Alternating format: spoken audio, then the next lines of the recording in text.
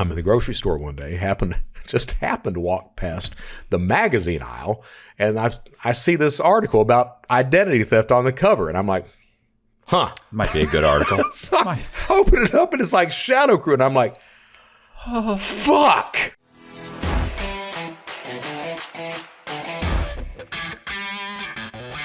Hey, this is Matt Cox, and we are here doing an interview with Brett Johnson, and yeah, I've already fucked it up, but that's fine. All right, so do me a favor. If you like the video, hit the subscribe button, hit the bell so you get notified of videos just like this. Leave me a comment, and I will respond to the comment, and hopefully Brett will answer some comments too and check them out. Also, Brett has a YouTube channel.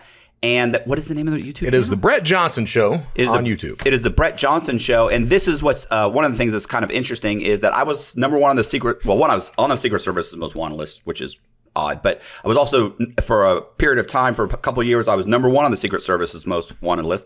And Brett Johnson was number one on the most wanted list too. We're going to hear about his story. And like I said, He's got a podcast where he goes over mostly cyber crimes and stuff. Cybercrime, right? Security, how to become this better guy, because I'm still trying to learn how to be healthy in life. Okay. So that too. Okay, see, hodgepodge of bullshit. See, that's the same kind of thing too.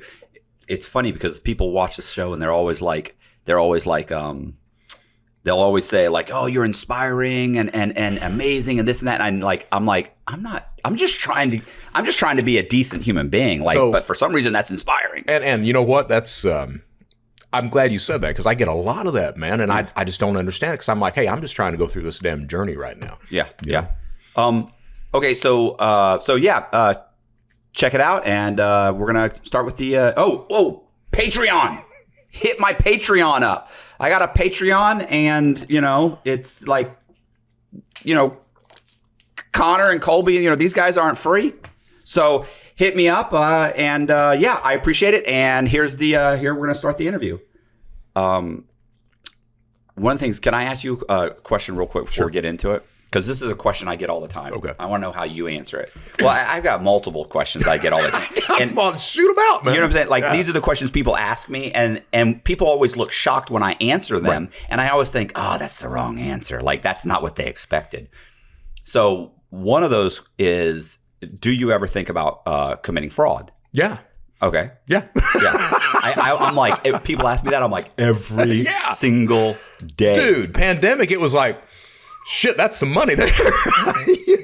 It's like, damn. I'll see a real estate commercial where they're buying real estate sight unseen. Oh, Jesus. And I'm like, oh, stop it, bro. Stop. Yeah. What are you doing? Yeah. Like, oh, God, dear God, what are you doing, man? What's happening? Well, that criminal mindset never leaves. It never leaves. It's always there. So I am asked that. I'm also asked, would I ever commit a crime again? Right. And they, news or whoever's asking that wants you to say no. And the answer is not no. No, it's never no for me either. That's right. It's like, I'm recovering.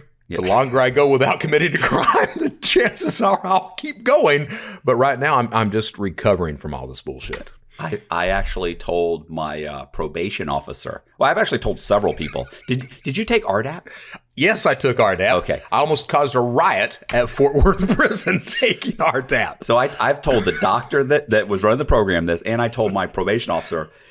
I was like, yeah, I know I'm going to bust my ass. I'm going to get a job. I'm going to bust my ass for the next year, hopefully pull some shit together, get myself on my feet. And I kept saying, I guess I said a year too many times. And she goes, well, what happens if it takes longer than a year? And I go, if it takes longer than a year? And she goes, yeah. I go, if in a year from now, I'm living in someone's spare room, I'm taking the bus to work, I can barely pay my bills. Like that? And she goes, yeah. I'm going to commit a massive, massive fraud. That's what I was about to say. Then fuck it. Balls to the wall at that point. Yeah, if I can't feed myself in a year from now, then I gave it a good shot. Okay, so that is the answer, right? I mean, unless we've got, I wanted to turn my life around, but if you don't have that support group, if you don't have a way to make a living, you leave prison with the exact same tools you go in with. So you're going to do what you need to do to survive. Yeah. I mean, that's a fact. Yeah. So, that's what the justice system and family members and friends and anyone who interviews you, they don't understand that. They're like, oh, no, I would never commit a crime again. No. Listen. You would. And here's what I told the doctor, by the way, was I had said to her, she goes, well, crime is never an option. I went, oh, I said, listen, let's assume that your husband leaves you for his secretary. Let's assume the economy goes south. I said, which we all know it can. Let's assume and it is. Right. Well, at that time it wasn't. I go, let's assume that, I said, they don't have the budget to hire people like you at $100,000. I said, and you go out and you try and get a job in a bad economy and you can't. You find yourself and your 2 kids living in your car with no support from anybody. I said, and there is a loaf of bread 4 feet inside of the supermarket's front door. I said, if you steal that loaf of bread, your kids live another week. I said, you wouldn't do it? I go, the difference between you and me, I said, is the bar for committing crime for me is just lower than yours. Right. I mean, everybody will do it. Everyone will do it. That's a fact. And and of course that's the argument. And what people don't understand is, okay, yeah, you'll steal that bologna, you'll steal that bread. But if you're going to steal bologna, shit, why would I eat bologna if I could have steak? Yeah, I don't have to. If I'm willing to do this, I don't have to live in my car anymore. Exactly right. My kids deserve better.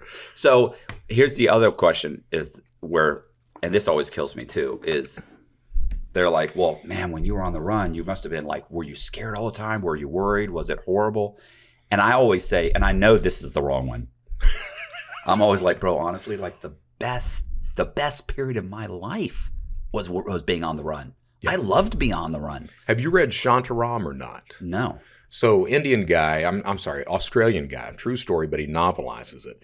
He escapes from an Australian maximum security prison. Or no, I'm sorry, New Zealand maximum security prison. Makes his way to India and starts running black markets for medical goods, everything else like that. But he talks about that escape and being on the run and how every single day was like the highest day of his life because he's free, he's beat the system again another day, everything else. And so with me, it was, I took a road trip. I did the Route 66 cruise and spent a lot of time in Vegas, a lot of time out in LA. But every single day, I mean, it was very lonely, but at the same time, it was like, shit, I'm beating the system every day. Yeah. And I was it's okay. just you and your wits That's against it. everything. There's nobody, something goes wrong, there's nobody I can call. That's it. So I've got no help. I have to figure out how to do every single thing by myself. And see, but that's the thing, right? I mean, when I that criminal mindset, we are used to doing things on our own. And we have the will to do it. Right. And a lot of it, I gave an interview just yesterday. I forgot who I was talking to, but it's just that sheer force of will that sees a lot of this stuff through. Yeah. Okay, so let's rewind here. Where were you born? Oh, dude, I'm from Hazard, Kentucky. So if you've seen the news lately, all those floods, that's the epicenter of all the floods, and that's where I was born. I come from Hazard. It's coal country. My dad was a helicopter pilot in the U.S. Army, captain. So I grew up overseas in Germany, throughout the 50 states, things like that. My dad was forced out of the military. They did a downsizing. He was forced out around 78, 79, becomes a coal miner. And at that point in time, you were paid pretty well, except they were on strike all the time. So it was feast and famine frequently. My mom... So my mom was just kind of a fuck. Addicted to opiates. She cheated on my dad constantly. This is a woman, I talk about it in my presentations, but no shit, man. She would bring men home in front of him. He would sit there and cry, beg her not to do it. And by God, she'd do it anyway. Have these conversations with him. Hey, I'm leaving you for him. And she'd be gone a couple of weeks, come back, and he'd take her back. I mean, this was my dad. He was a good guy, but if you want to call him a cuck, you can call him that. But he was just overwhelmingly in love with this woman. Yeah, and he grew up in a really good family, When he went to tell his mom, he tells me the story today. When he went to tell his mom that he was about to marry my mom, she literally passes out.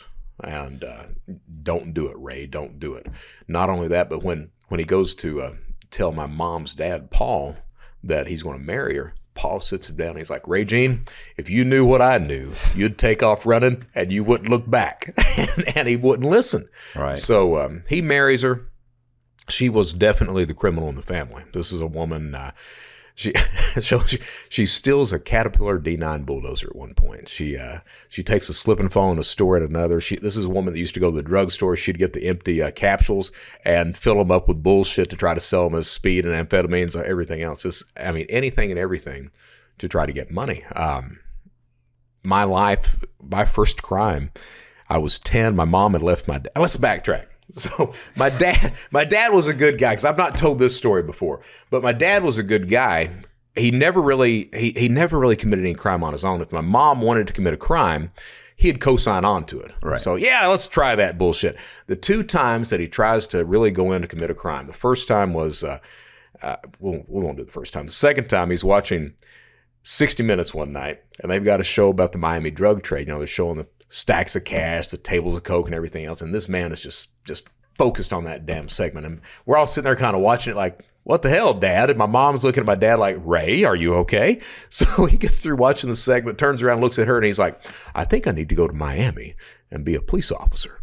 And she was like, maybe you do. And his plan was to get down to Miami, become a cop, happen upon some drug deal someplace, keep the cash, they keep the drugs, retire. And my point was, won't they just shoot your ass? And he was like, no, it won't happen. So they sell every single thing. They sell everything they've got, round up like, I don't know, $6,000, rent a U-Haul, head south on I-75, end up in Miami the night the 1980 riots broke out in Miami, that same night. So city was exploding, everything else. My mom's like, holy shit. We get in a Days Inn right across the street from all these homeless people. She's like, kids, don't go outside. So my dad goes to cop school the first day, comes back, and he's like, I think it's going to be all right.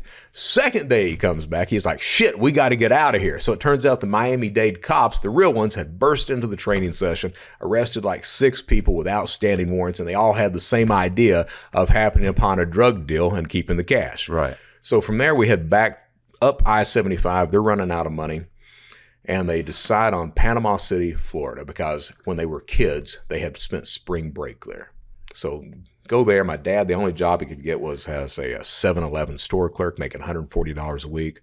My mom was an LPN. She gets a job in a nursing home, keeps the job long enough to see my dad off to work so she can start cheating on his ass again. And we slowly go broke. That's a lot of the motivation for me over the years. I mean, when we were in Panama City when I was a kid, we would be without power, without water. We would literally be out in the backyard of the house we were renting, catching water in buckets so we could flush the toilet, brush our teeth, shit like that. How old were you at this point? 8, 9. Okay. So my mom leaves my dad. I was 10. Denise, my sister, was 9. Moved back to Hazard, Kentucky, and at that point, my mom was just a fuck, dude. I mean, just an abusive parent was what she was. She would beat us, but that wasn't the worst. But the worst part was the mental and the emotional stuff. You know, this is a woman who'd tell us, I gave up my life for you, and I'm going to leave one day and never come back, and you'll find me dead someplace. You know, just constantly like this. So what happens is she moves us back to Hazard, Kentucky. We're living in an apartment underneath of her parents, and they were absolutely insane too. This is her dad. We couldn't eat upstairs. We didn't have any food. Couldn't eat upstairs because they would always, tease us and talk about how poor we were. He would make sure that when we bathed, we were allowed a bath a week, 1.5 inches, 2 inches of water, no more than that. If he found out any more, he'd raise absolute total hell, right? So we were living in that environment. My mom out partying all the time. Sometimes she'd take us with her, leave us in the car. We'd wait in the living room as she went in the bedroom and got it on with somebody. Most of the time, she just left us at home. And what happens is first crime I ever committed. Home for a few days, no food in the house. I'm the kid that used to, I'd be scared mom wasn't coming home. That's the way I took it all. She said it, she's not going to be back. So I'd post up at the window or walk out in the driveway. Denise, 9 years old, angry as shit. She didn't worry about that. And to this day, Denise still has those anger issues. But my first crime, no food in the house. Denise walks in one day, got a pack of pork chops in her hand. I'm like, where'd you get that? She's like, I stole it. I was like, show me how you did that. So she takes me over to A&P, shows me how she's stealing food. And I'm like, good idea. And we get to where we're wanting a sandwich, man. And Denise had been stuffing the food down her pants. That's how we were getting the food out of there. Kmart across the way, and you can't put a loaf of bread down your pants. So I looked at my sister, and I was like, let me see what I can do. Walked into Kmart, 10 years old, walked into Kmart, got a hoodie off the rack, took the tags off of it, put it on, wore it out, got out. And I was like, shit. So stuffed the loaf of bread down the sleeve, walk out A&P with it. Kmart, of course, starts stealing toys and games and books, clothes, everything else. Mom comes home, sees the shit. Where'd you get this? I stand up. We found it. She's like, you didn't find this. Denise stands up. We stole it. My mom looks at my sister. Show me how you did that. So she starts running us as little shoplifters, calls her mom. So it's this intergenerational shoplifting ring of all of a sudden. We start taking these road trips. They go to JCPenney's and steal clothes and jewelry, bullshit like that. I was the book guy, so I'd always stop at the bookstore and steal a load of books and take them back and devour them. But first crime I committed right there. And usually at that point in the presentation, and you know this, I'm sure you know this shit too. I don't know how old you were when you started crime. I was 10. And, when you're a kid, you can't help what the adults in your circle do. You're going to do the shit they do. Yeah. But when I became that adult, I chose to do that. Yeah. But I had that path laid for me. My sister, other than that shoplifting, she's fine. Anger issues out the ass. But Denise is a parent. She's a teacher. She works hard every day, doesn't break the law or anything else. I was the guy that just kept on going. And so that's the first crime I committed right there. And I found out quickly that not only my mom, but everyone on that side of the family were criminals. Yeah. It's a whole ring of whole damn men. thing. So I grew up, man, doing insurance fraud, faking accidents, burning cars for cash, burning homes, faking accidents as well, trafficking drugs, growing pot, illegally strip mining coal. I was on the Lex Friedman show. He got a kick out of that bullshit. But document forgery, I grew up knowing how to do that until I branched off on my own. I faked a car accident in 94, 96, got the money to get married, moved from Hazard, Kentucky to Lexington to go to UK. And I was an English major and theater major. Do you have a job during any of this time, or is it just one lick after one lick's carrying you on to the next one? So that's a good question. The first job I had, my stepfather, my mom gets remarried. My stepfather, he was a coal miner. She talks him into quitting his job, going into the coal business. And that's where the illegal strip mining comes in. He couldn't afford to get the permits, the 2-acre permits.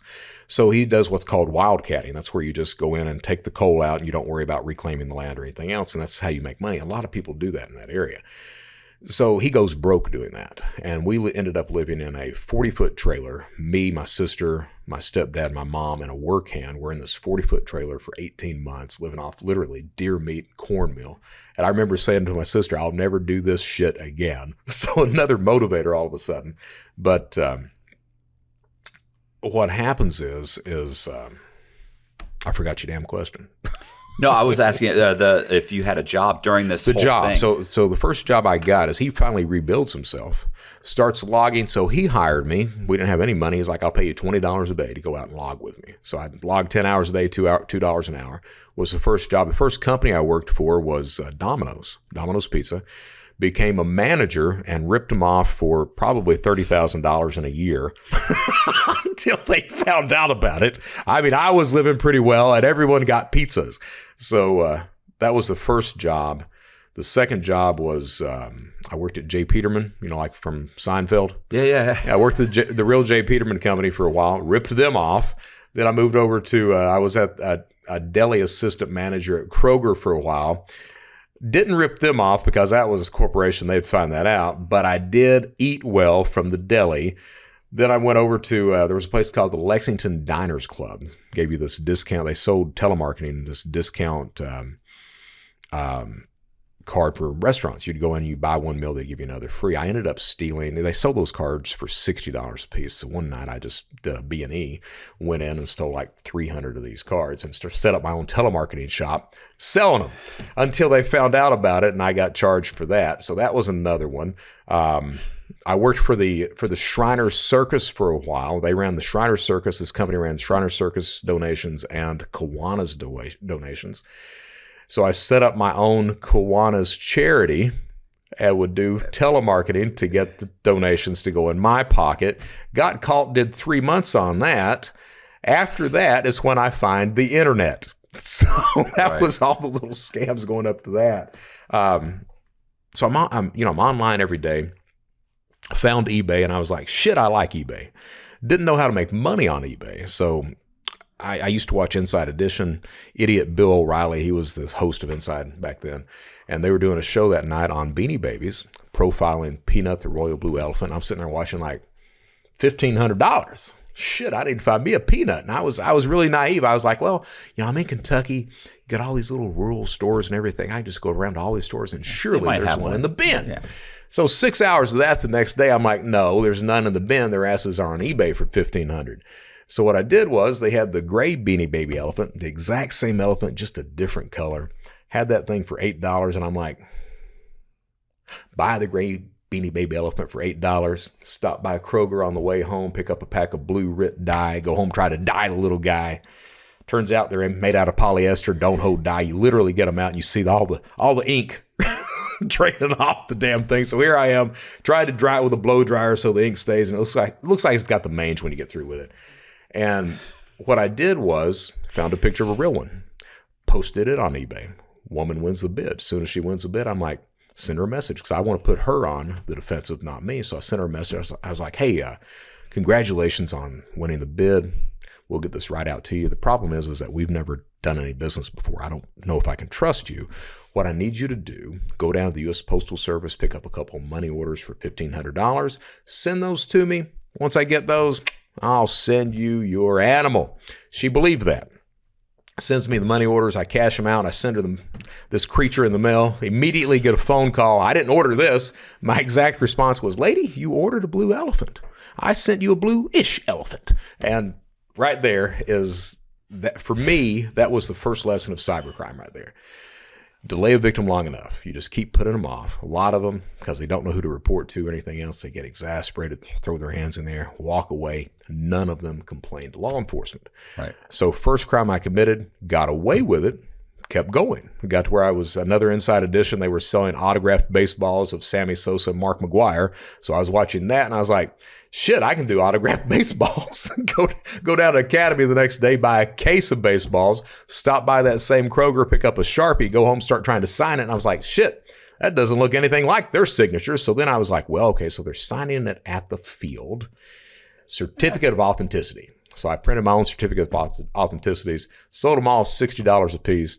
About 3 weeks later, knock at the door. Bam, bam, bam. You know, that cop knock. Bam, bam, bam. Yeah. I was like, I was married at the time. And honey, it's for you. Yeah, my wife, she's just looking at me because she knows what that knock is too. You know, you've never heard it before, but you know right there. And I'm like, okay.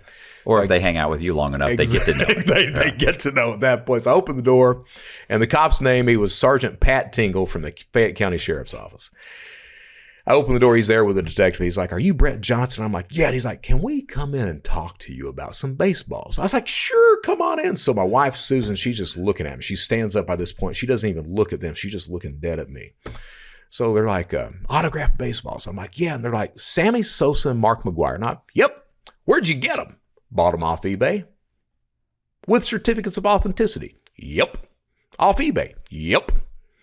Mr. Johnson, we've got a sample of their signatures down at the office, and it doesn't look anything like them. I was like, huh, that's weird. They come with certificates of authenticity. I was going to say, I have a certificate. And they're like, Mr. Johnson, we think you printed those off. And I was like, no, sir. And Mr. Johnson, we think you signed those baseballs. And I was like, nope, not me. So then they're like, you're going to send these people their money back or we're going to put you in jail. Do you understand? I was like, I understand that. So they leave. My wife, Susan, the whole time she's looking dead at me. Finally, I look over and I was like, what? And she's like, you son of a bitch. That's why you bought all those goddamn baseballs. And I'm like, yeah. So that was one.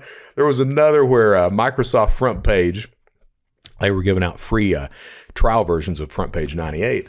So I had the crack that would turn it into the full version. So I posted on eBay. I had the full version for like $30. And there was a Kinko's down the street. So one night, 2 a.m., I walk in and look at the guy behind the counter. I was like, do you mind if I take a few of these trial versions? He's like, dude, you can take all of them if you want to. I was like, yeah. He was like, yeah. So I just pick up the entire stand, walk out the door with it, go up, post them all on eBay, sell them all for $30 a piece. That gets a knock at the door. Same deputy? Same guy. He came like 4 times, man. He would be like, Brett, come on now. But what was happening is they were all, everyone I sold the stuff to, they were all out of state. Yeah. And they weren't going to come to Kentucky to file charges. No. So, and it's like who, like at that point, who the FBI, it's not like they're really used to this quite yet. Right. He once conned Bank of America out of $250,000 using nothing but a fake ID and his charm. He is the most interesting man in the world. I don't typically commit crime, but when I do, it's bank fraud. Stay greedy, my friends. Support the channel. Join Matthew Cox's Patreon. So those were the first little scams, and I kept going, got better at it. Finally, I start selling pirated software. Pirated software leads into mod chips, first into gaming systems so you can play the pirated disc. Then I started putting mod chips into cable boxes so you can watch all the pay-per-view, all the porn, all that bullshit. Then finally, started programming satellite DSS cards. So those 18-inch RCA systems, you pull the card out of it, program it, turn on all the channels. Started doing that. Canadian judge, right as I start doing that. Connor's shaking his head. He's always disappointed. Like whenever I tell stories, he always halfway through, he starts going like, what were you? Like, shit. What are you doing? So a Canadian judge ruled that, this was like 97, 98. Canadian judge rules that it's illegal for Canadian citizens to pirate RCA signals. And his exact language in court was, RCA doesn't sell the systems here, so it's legal for my citizens to take those signals. So overnight in the United States, little industry pops up. You go down to Best Buy, buy the system for $100, take it out in the parking lot, open the system up, pull the system out, pull the card out, throw the system away, program the card, ship its ass to Canada, $500 a pop. Started doing that, making a lot of money. Had so many orders, couldn't fill them all. Quickly, and I mean by God, quickly thought to myself, why do I need to fill any of the orders? They're in Canada. I'm down here. Who are they going to complain to? So I didn't fill any of the orders. Stole even more money. I was stealing like $4,000 a week at that point, making a pretty good living, and was getting worried about things. I was like, man, I'm going to be looked at for money laundering. So I got it in my head. I was like, what I need is I need a fake driver's license. I'll use that driver's license to open up a bank account, launder the money through there, cash out at the ATM. No one will know me. I'm at UK. I have no idea where to get a fake ID. So I get online, look around, think I find a guy, send the son of a bitch $200, send him my picture. He rips me off. You said you're at UK, what? University of Kentucky. Oh, okay. Okay. So dude rips me off, and I got really pissed. Fuckers. Yeah. Scam artists. Scam me. So I got really upset and started to look around. Well, back then, the only real avenue you had for online crime was IRC, Internet Relay Chat. Rolling chat board, no idea who you're talking to, if you can trust them, if they've got a product or service, if they've got it, if it works, or if they're just going to rip you off because those channels were loaded full of fucking scammers. So what happens is, I first find the only site that was out there was called Counterfeit Library, and it was a tutorial site on degrees. It had some bullshit identity stuff on there. Just not really good. What year is this? This would have been 97, late 97, early 98. So find this site. They had a forum that literally no one was using. I was like the third person that was registered on the forum. So I start going on there, and the only thing I'm doing is just bitching every single day about getting ripped off and how I need this. Well, about the same time that I register, two other guys come on the scene. One is screen name Mr. X out of Los Angeles. The other one's screen name is Beelzebub out of Moose Jaw, Saskatchewan. So we start bullshitting around every day. And I'm talking about my eBay fraud that I'm doing, everything else like that. And one day, Beelzebub, he gets me on ICQ. That's how we used to talk all the time, was ICQ. He gets me on ICQ, and he's like, I can make you a driver's license. I'm like, well, shit, dude, do it. And he's like, no, but I'm going to charge you. And I'm like, yeah, you're going to charge me. He's like, no, I'm going to charge you because if you're going to do this kind of stuff, you've got to learn to trust people if you're going to be in this business. I'm like, well, by that point, I'd already established a pretty good rapport with the people who owned Counterfeit Library. They knew me. I was emailing. They were emailing back and forth all the time. So I thought to myself, I was like, well, shit, he's going to rip me off. I can at least get his ass booted off this site. So I was like, bet, let's go. So I sent him a picture, sent him $200. 2 weeks later, in the mail, I get this Ohio driver's license from a guy in the name of Stephen Schwecke. Turns out he's a real dude, works to this day at ADP Payroll. So I saw that damn thing. Now, looking back at it, That driver's license was not great quality, but I didn't know that. To me, it was the prettiest thing in the freaking world. So here I am. I'm running checks through check cashing places, setting up accounts, opening drop addresses at mailboxes, et cetera, all this other bullshit. So start using it extensively. And what happened was Beelzebub, he made driver's licenses. Mr. X made a very passable Social Security card, which was very easy to do. And then I didn't really have any skill at all except eBay fraud. So Beelzebub said, hey, why don't you become the reviewer on this site? That way, any product or service that comes in, you get to look at it, get to see how it's used, learn everything that you need to do, and you're not selling anything, so you're more trusted than somebody like me that would review people. And I was like, let's try that. Well, that is really like the field of dreams for cybercrime. If you build it, they will come. And they did, because the only avenue you had other than that was IRC. No one wanted to be on that bullshit. So they started to come on Counterfeit Library. Counterfeit Library, so the genesis of modern cybercrime, 3 sites: Counterfeit Library, Carter Planet, ShadowCrew. I ran both Counterfeit Library and ShadowCrew. Dmitry Golubov, Ukrainian national, builds Carter Planet. And the way that happened was he saw what was happening with Counterfeit Library. He liked that. He was a spammer at that point in time, getting all these credit card details.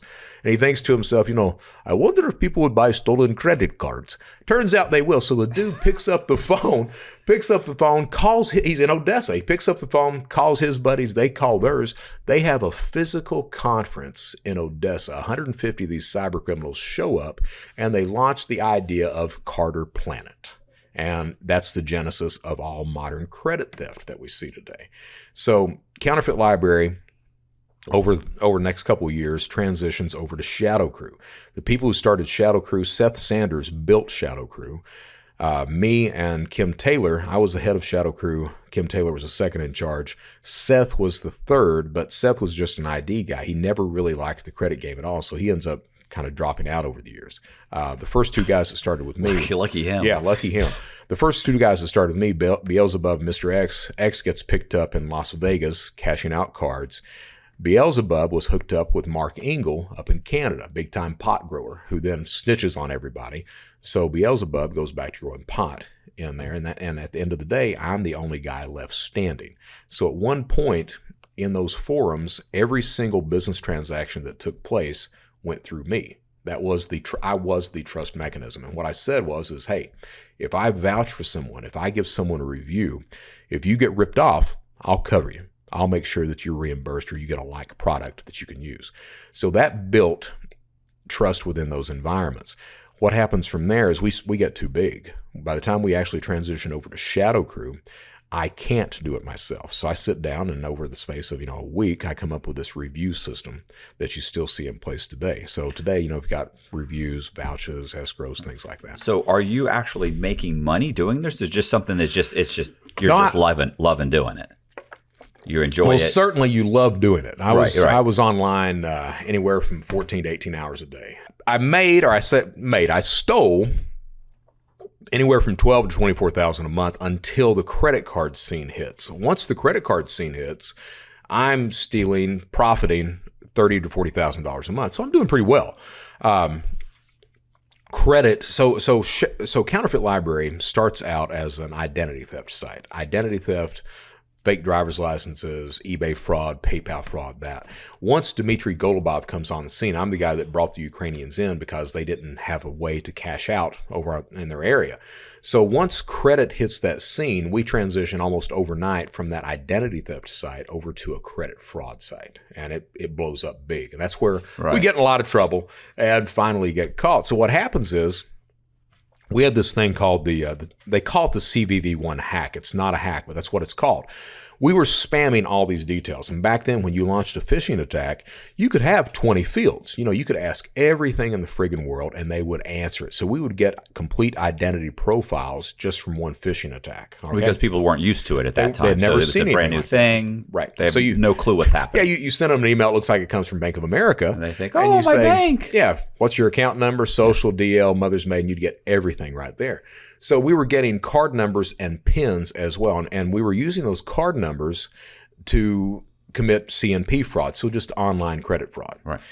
For you to encode that on a counterfeit card, you have to have complete track 2 data. So on the back of that credit or debit card, the mag stripe there are 3 data tracks. First data track is the customer's name. Second data track, the card number, 16-digit algorithm outside of it. Third data track, indiscriminate data, no one uses it. What's sold is that second track, all right? Now, back then, we didn't have that algorithm. We weren't doing skimming. We were just doing phishing is what we were doing. What we found out, though, like I said, in order for you to encode that and take it to an ATM and cash out, you've got to have complete track 2. Back then, none of the banks had implemented the hash, which means you've got the card number, you've got the PIN. You can take the card number / and any 16 digits out the side of it, it would encode. You could take it to an ATM, start pulling cash out. We started doing that. So up until that point, a carder... When was the, what year was this? This would have been up through, so that Cvv hack went on from 2001 through 07, 08. Jeez. That was when it started to really die down. So 2001, none of the banks had implemented that hash. So an online carder was profiting, a good one, was profiting 30 to 40K. And that's working your ass off, okay? 30 to 40K a month is what you'd profit at that point. Once that moves over into cashing out at ATMs, that's 30 to 40,000 a day. It's just as fast as you can get the money out. As fast as you can pull the cash out. So you'd literally map out a route of ATMs, stand there until you feel bad, and move on to the next one. Well, my forum techie, fucking genius that he was at the time, and he was a really bright guy, Albert Gonzalez. He starts, he gets involved in this. And we hired the guy as our forum techie. He goes into credit card sales under the screen name Scarface, does all this other bullshit. So he's in New Jersey one day, broad daylight, doing this Cvv One cash out. Broad daylight, standing at an ATM, 40 minutes. 40 minutes standing there, feeding one counterfeit card in, pulling $20 bills out, stuffing them in his backpack.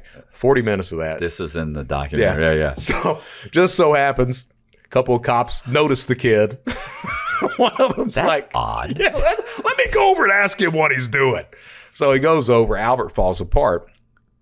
Flips, goes to work for the Secret Service. Now, the thing is, back then, law enforcement suffered from what I like to call FIS, fucking idiot syndrome. All right. They didn't know anything about cybercrime at all. Didn't know how to track you, anything else like that. So we would see on the server side for ShadowCrew, we would see IPs coming in from DOD, Pentagon, FBI, Secret. We'd see all these IPs. So we knew what time it was. At the same time, you'd see local and state forums, law enforcement forums that would mention ShadowCrew explicitly. Not only that, but we had this kid named Enhance. So Enhance is the guy back in 2001 that publishes Paris Hilton's phone contact list. I don't know if you remember that bullshit or not. Yeah. So that's this kid. He not only did that, but he intercepted text messages of the United States Secret Service investigating ShadowCrew. So all this was out, and I'm sitting there going, this does not end very well. Now, Albert gets picked up. I had happened upon this thing called tax return identity theft right before that, in 2002. The drop. So 2002, I start stealing $160,000 a week, 10 months out of the year, committing tax return identity theft. Basically filing taxes on dead people, having everything deposited to a prepaid debit card.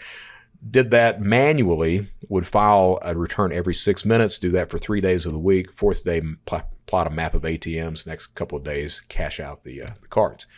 So this is before there's any. So this is at the infancy of that scam, which at the beginning, blown up now, but wide open, no security in place whatsoever. As a matter of fact, it took the IRS. That was 2002. The IRS actually starts putting security in place 2011. So it took them 9 years to start looking at IP ranges, velocity of attack, all this other bullshit. So it takes them 9 years to do that. I started doing that. Albert, and because I saw the writing on the wall, I was the head of ShadowCrew. I'm sitting there going, and whether it was real or not, I was sitting there going, okay, I'm worried about RICO. I'm worried about I'm going to be charged with everything that everyone under me is doing. So I'm like, I quit. Yeah. Deservedly, right? By the way, deservedly. It's not like they're going to try and get me. They're going to try and pin that on me. No, they're going to. That's why guys like you are exactly what, well, and to a degree, me are exactly why they that law. That's why that's there. The CCE or continued. And they're going to give you 25 or 30 years. Yeah, they're going to do that. So I'm like, I quit. So I stepped aside. What keeps me from being arrested on the ShadowCrew bust? So ShadowCrew makes the front cover of Forbes, August 2004. Headline: Who's stealing your identity? October 26, 2004, U.S. Secret Service, 33 people, 6 countries, 6 hours.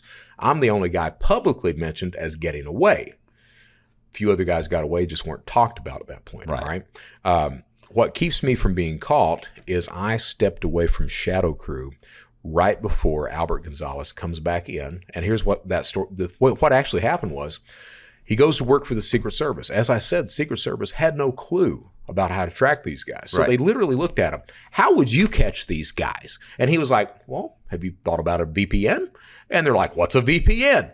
So he has to explain to them what a VPN is. And they're like, good idea. So I quit. He comes back in, takes over ShadowCrew, bans anyone who asks any questions so that no paranoia is out there, bans everyone and says, hey, in order to be safe, we need all traffic to go through this VPN that I've set up. That way no one can monitor us. Well, the Secret Service owns a VPN. They capture like $7 million worth of traffic coming through, and that's where the bust comes from. So the bust is October 26, 2004. I'm picked up February 8th, 2005. Can let me interject here.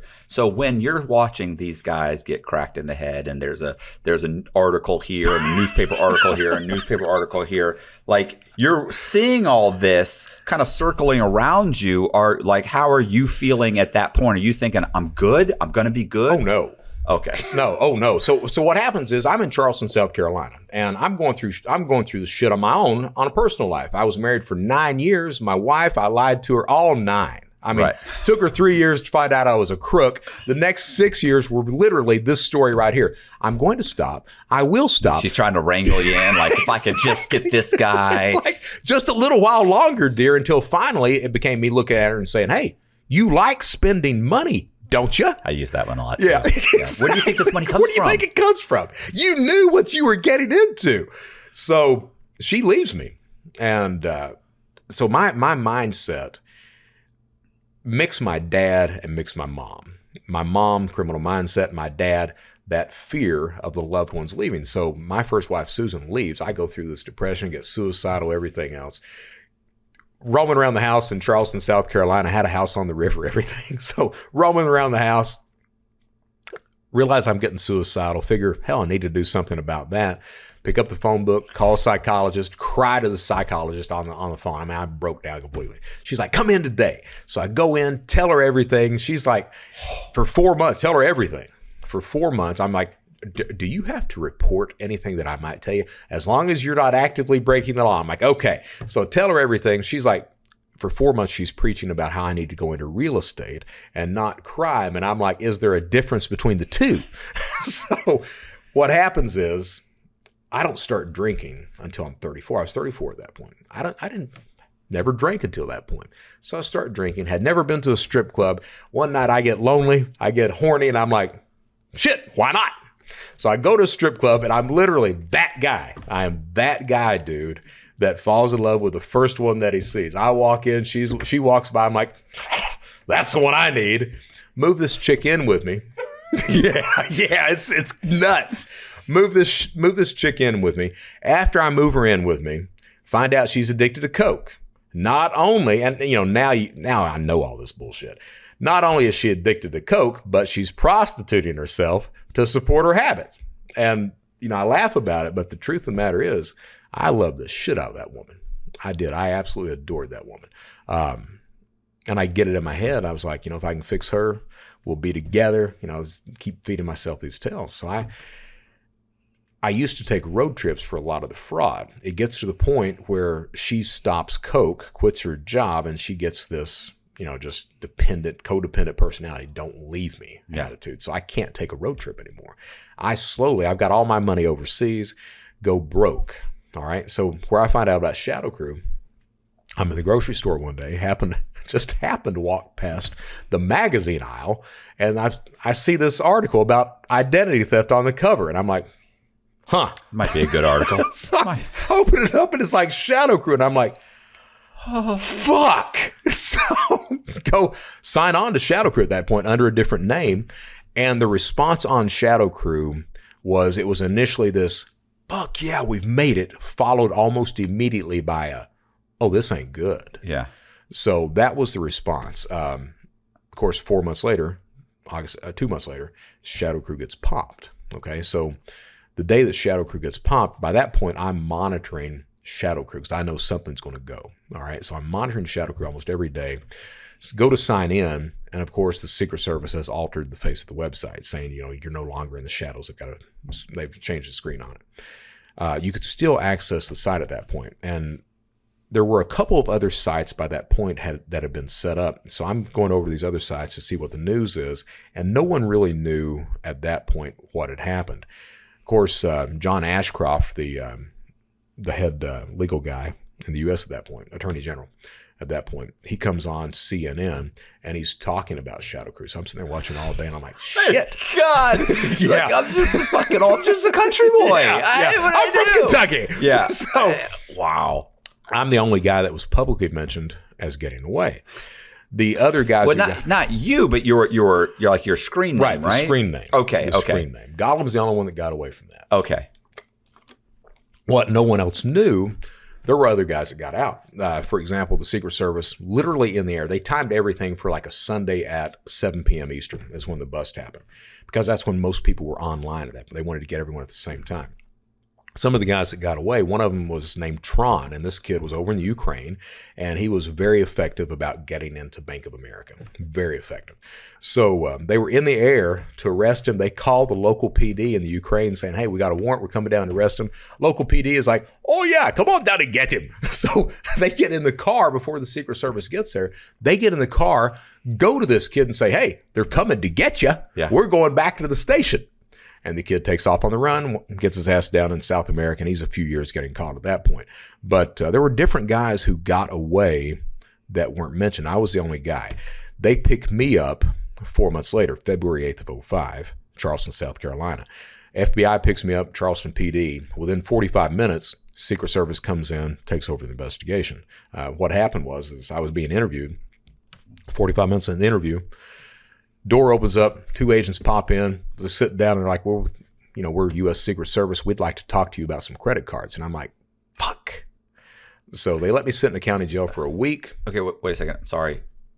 I maybe I missed something. How did they get to you, though? Exactly. Did you just explain that? No, I didn't. Okay, so sorry. What happens is I go through, I was like, were you one of the guys that went through the VPN that was set up by? No, okay. I was in love with this stripper. Right. All right. I go through all my stateside cash. Like, I hear you. Yeah. You know what I'm saying? Right. You're not wrong. I'm not wrong. Okay.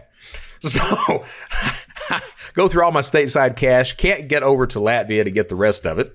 So when ShadowCrew is busted, the way tax season ran, it ran from January 15th through October 15th. The bust is October 26th. So I'm not filing taxes to get any more money. I can't run credit cards because the forums just got shut down. I don't know who to trust anymore.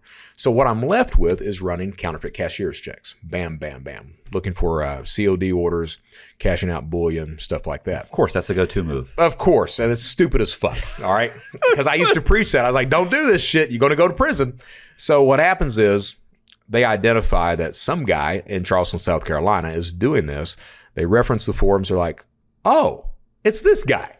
So they set up a controlled delivery. They knew I was cashing out Tiffany diamonds at that point. So they set up a controlled delivery for these, it's like a $30,000 order for Tiffany engagement ring. Not engagement, wedding bands of all things. But FBI does that with controlled delivery. Charleston PD does that.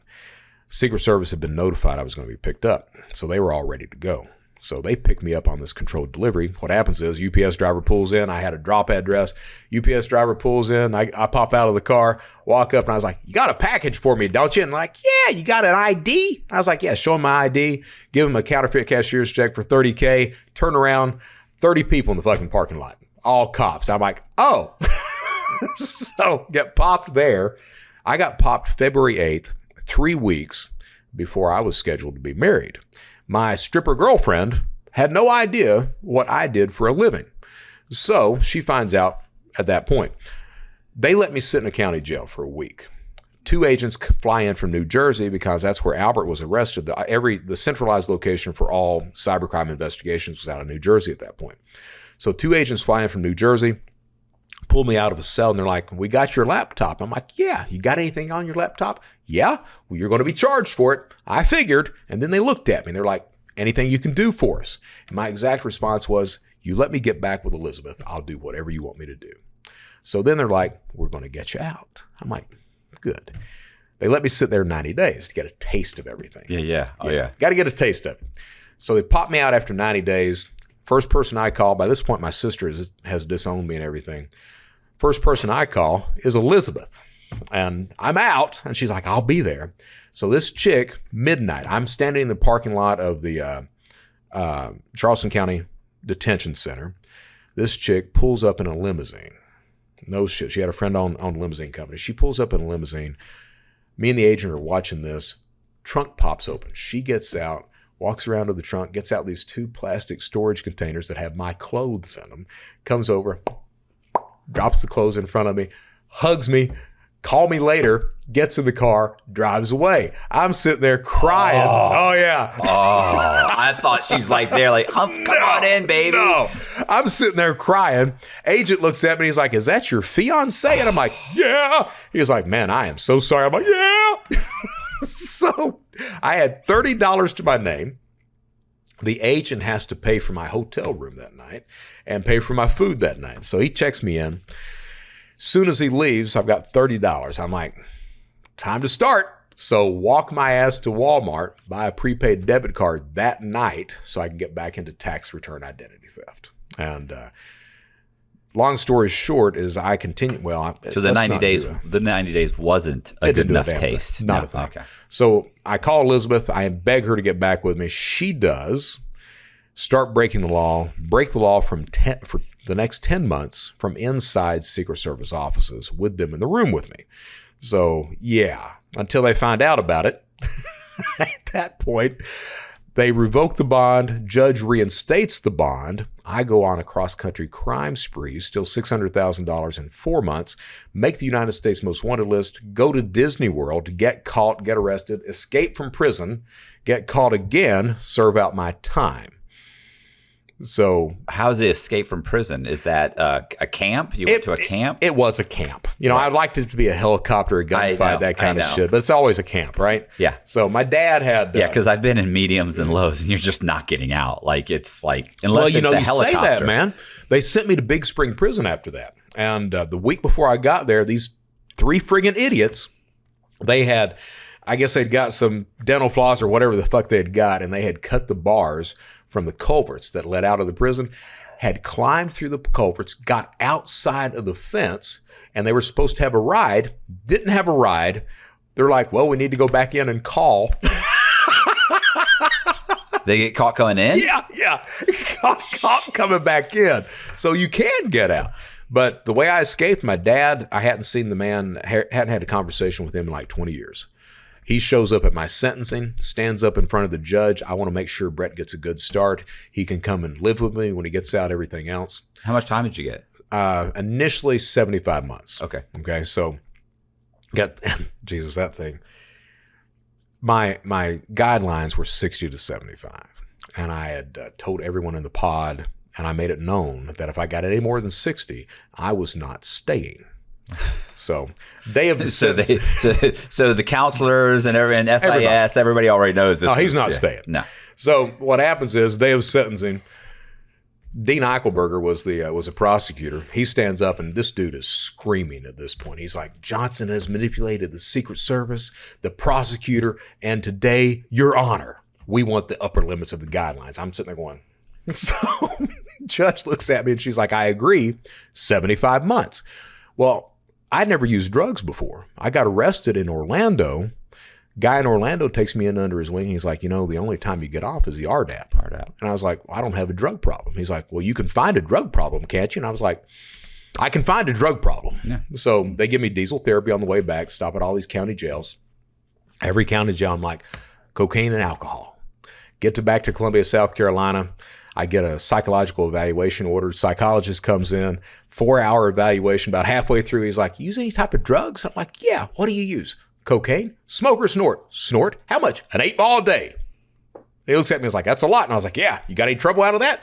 Yeah, I can't get an erection.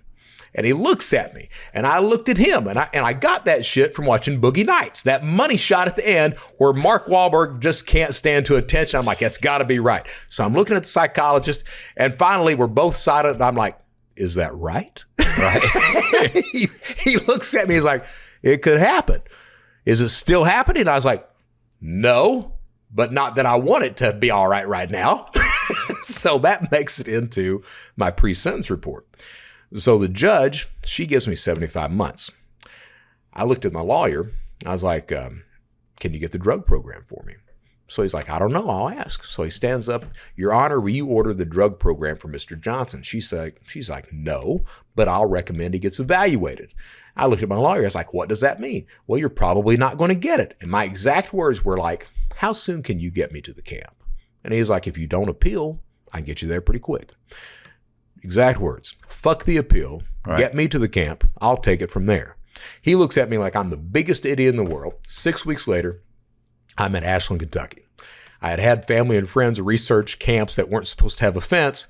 Get to Ashland, 14-foot fence, razor wire on top. And I'm like, shit. Go in through processing, look at the guard. And I'm like, any jobs outside of the fence?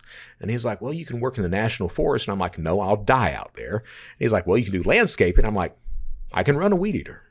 So I go into about a week later, once you process through and go through all that bullshit, walk into the guard's office. Behind his desk, the entire wall is this aerial photo of the compound blown up with the outlying area. So I can literally sit there, plot the escape. As I'm talking to him, my dad starts to visit. About the third visit in, he's like, I've been reading about you online. I'm like, yeah. And he's like, yeah. He's like, that's a lot of money you made. I'm like, yeah. He's like, you think you can teach somebody how to do that?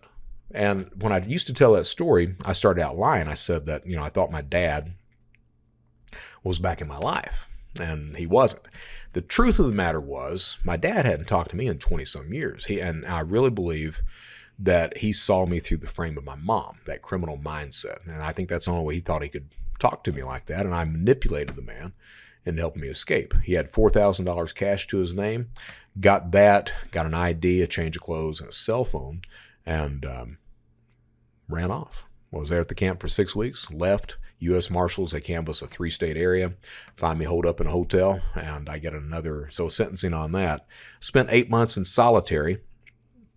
A day of sentencing, go in, Secret Service is there, prosecutor's there. Prosecutor stands up and he's like, Your Honor, you should consider that when Mr. Johnson was arrested, he was arrested with a laptop, prepaid debit cards, he stolen identity information. Looks like he was involved in this stuff yet again. Judge looks at him and says, no. If you were going to charge him with it, you should have charged him with it, because it come to find out they came in the room, took the shit without a warrant, just scarfed it all up. Weren't able to use that as evidence. So the judge says no. Because the escape happened so quickly after the initial sentencing, they use the exact same PSR. So the judge starts going through the PSR, looks at me, and he's like, Mr. Johnson, it appears that before you got involved with all these drugs, you were a pretty good citizen. I was like, yes, Your Honor. Yes, I was. Yes, sir.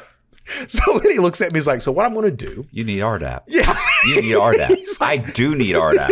What he does is he's like, I'm going to give you 15 months on the escape. I'm like, okay. And I'm going to order the drug program for you. I'm like, all right. Yeah. So 15 months extra, but RDAP gives you what? 18 months with that 6 months halfway out. So I ended up, by escaping prison, I got out of prison 3 months earlier than I would have without the escape. He once got plastic surgery because he didn't like the photo on his wanted poster. His legend precedes him, the way indictments precede arrests.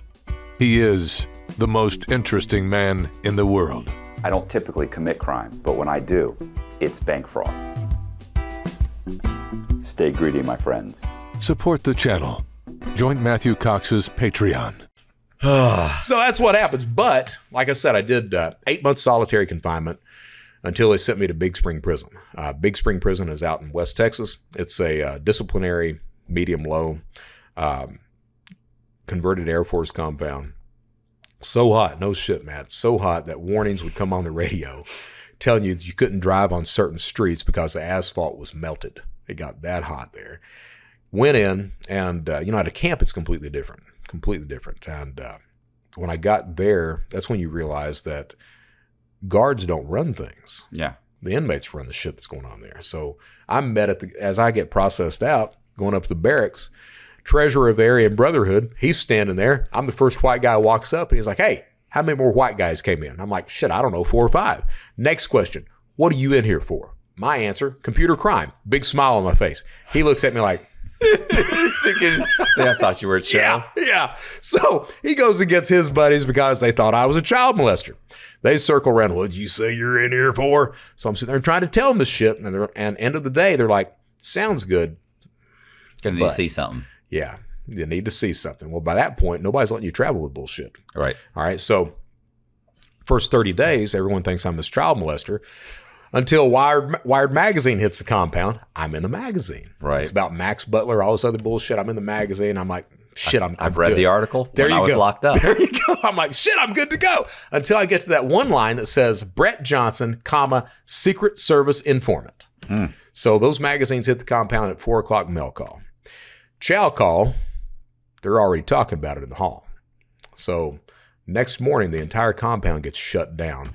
Brett Johnson, warden's office. So I go in, they've got SIS there. Is this at a medium? This is at Big Spring Disciplinary. So it's a medium-low disciplinary is what it is. So warden brings me in. First question's out of his mouth. The SIS counselors are there. First question is, did you give an interview to Wired magazine? I'm like, yes, sir. He was like, when? At Oklahoma detention. Without going through the public, what do they call it? The public information officer. Exactly. Yeah. How did you do that? In 15-minute increments, sir. Yeah.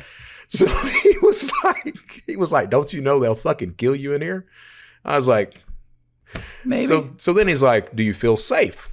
And, I knew by that point, you tell them no, they're going to throw you back in the hole until they transfer your ass. Yeah. So I'm like, completely safe. Yeah. So he looks at me, he's like, if anything happens, anyone says anything to you, you need to come and tell us. I was like, gotcha. They do a locker search, try to get all the magazines off the compound. A couple days later, I walk into the barracks. There's Nick Sandifer, the treasurer. He's got the magazine reading it. I'm like, fuck. So I walked up to him. I'm like, hey, Nick, what you doing? Oh, just doing some reading. Anything interesting? It's getting there. Let me save you the trouble. Take the magazine, point the line out to him. He looks at me. He's like, man, I already knew. I was like, are we going to have a problem? He's like, did you snitch on anybody that's on this compound? I was like, no. Until someone gets here you told on, we're going to be okay. I was like, all right. But I had a couple of jobs I had to do. So the first job I got, you have to work in feds. So I got a job in education, teaching a lit class. All the Aryans sign up for the lit class. And we taught fraud every Wednesday, 6 to 8:30 p.m. So that was the first job. And then you could call me the liaison between the white chomos and the Aryans. So I would be the guy that, as they come off the bus, as well as I do, you know who they are. Mm-hmm. As they come off the bus, I would be the guy that would have that conversation. Hey, don't know if you're in here on some sort of fucked up charge, but if you are, it's best you tell me, because if you associate with these guys later on, they will fucking kill you. Yeah, they're just going to swing on you. That's it. Right. So, and most of the time it would be, man, I just want to do my time. And you knew at that point, okay, you're not allowed in the TV room. Yeah. You're not allowed to talk to anybody. You talk to your own kind. Somebody wants to extort you.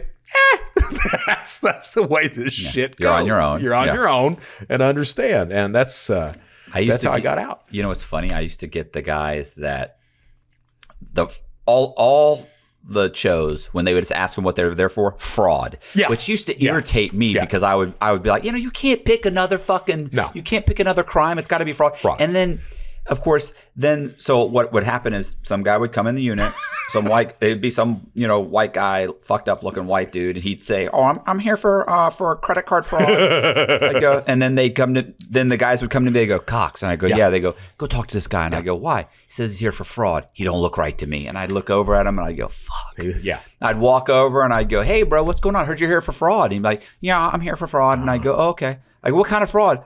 "Credit card fraud." I go, "Well, they charge you with credit card fraud?" "Yeah, they charge me with credit card fraud." That's the charge, right? Yeah. Well, there's no credit card fraud. And I was like, "Okay, well, what'd you do?" And they go, I took money out of credit cards."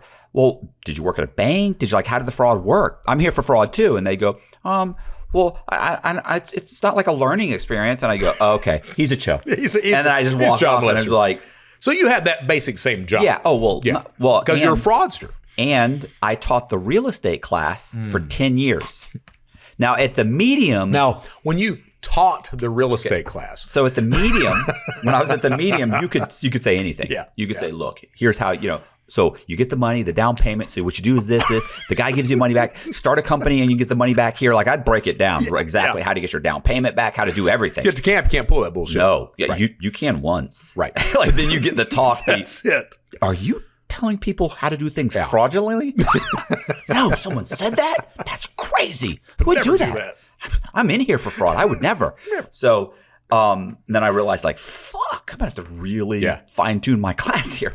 And so I did that, taught GED also. I taught game theory, public speaking, and then the lit class. Right. So you do the things that the sharp guys do that give you credibility, that make you an important person of value. That's what it is. And then nobody bothers you. If you have value, you're absolutely right. If you have value in that system, you're okay. Yeah. If you don't, you can do pretty much anything. Yeah. Well, because what happened with me was I was in the medium, and the St. Petersburg Times came out. Now keep in mind, the St. Pete Times, I'd already been on Dateline. But when I was on Dateline, I had just been arrested. Okay. So I haven't even done anything yet. Right. I was interviewed later, but I'm not cooperating. I'm not doing anything when I get first grabbed.